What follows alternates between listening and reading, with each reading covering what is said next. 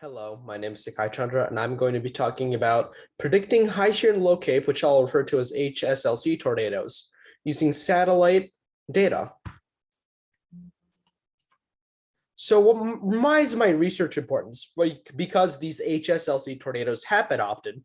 As a matter of fact, the two deadliest USA tornadoes between June 2013 and December 2021, HSLC tornadoes. They're much more difficult to forecast as well. First of all, satellite features aren't as obvious. Like you can't see a dry line form, you can't see cumulus. Sometimes it'll be covered by a cloud deck, and they can also happen at night. So you can't see supercells going up that easily.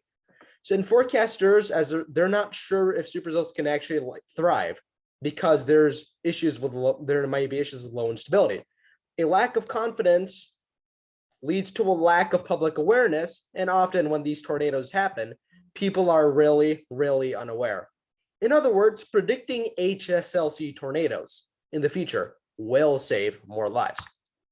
So I wanted to know, how can we better understand these events, and how can we better predict and forecast them using satellite data in advance?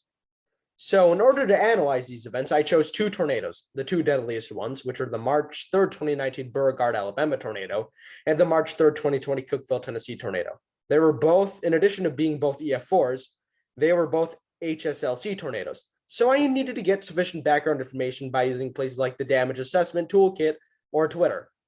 Because I needed to correlate what was going on with the ground with what satellite was seeing. I chose band 11 because it's kind of like night vision. That's why I found it the most helpful. It can see at night, which is when several famous HSLC tornadoes have occurred, and it can detect changes in updraft strength really easily, which may indicate that tornado potential is increasing or the storm is intensifying. I got this from the NOAA big data project and put it into the WCT toolkit, compared that with radar data from the NextRad data inventory, and made some comparisons and reached several conclusions.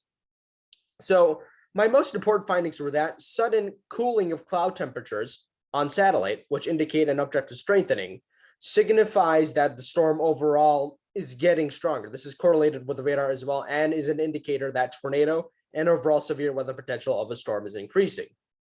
Supercells that are sustaining themselves in these HSLC environments will also exhibit consistent cloud top signatures, which clear the doubts and can tell meteorologists, oh shoot, we better pay attention to this storm because this storm might do it. So I'm going to show you what I mean with the Cookeville tornado. So this is the Cookeville tornadic storm. Between 736 and 741, you can see how the top strengthened a little bit. And this was correlated when the supercell kind of decayed. It split into two parts. Here at 736, you can see how the northern component of the two on reflectivity isn't as well organized. But over between 736 and 748, it really becomes well defined. And it was the northern component that produced the tornado and had the ecotop cooling on satellite. So satellite cooling, cloud top cooling, could be an indicator, oh shoot, this storm is going tornadic, we need to watch it. For reference, this southern part eventually got stronger, but it didn't have a similar type of cloud top cooling event, and it didn't go significantly tornadic. So it's a really reliable indicator from what I found. We saw the same thing with the Beauregard tornado. This is right between 1936 and 1948. The storm, as you can see, significantly improved its presentation on reflectivity. This was correlated with a significant appearance of a cool area of cloud tops right here. 1936, it's not there. 1948, it's there. On a radar, 1936 is not that impressive. 1948, it's really impressive. And that continued all the way up until the tornado formed. So, in other words, the most efficient way that we can forecast these sneaky types of tornadoes is to watch for supercells sustaining themselves on satellite and seeing if there's any cooling of cloud tops, such as this. Oh, is the updraft's vertical motion increasing? Is potential for streamwise vorticity to be ingested vertically and increasing tornado potential increasing? Is the updraft getting stronger? Is severe weather potential increasing?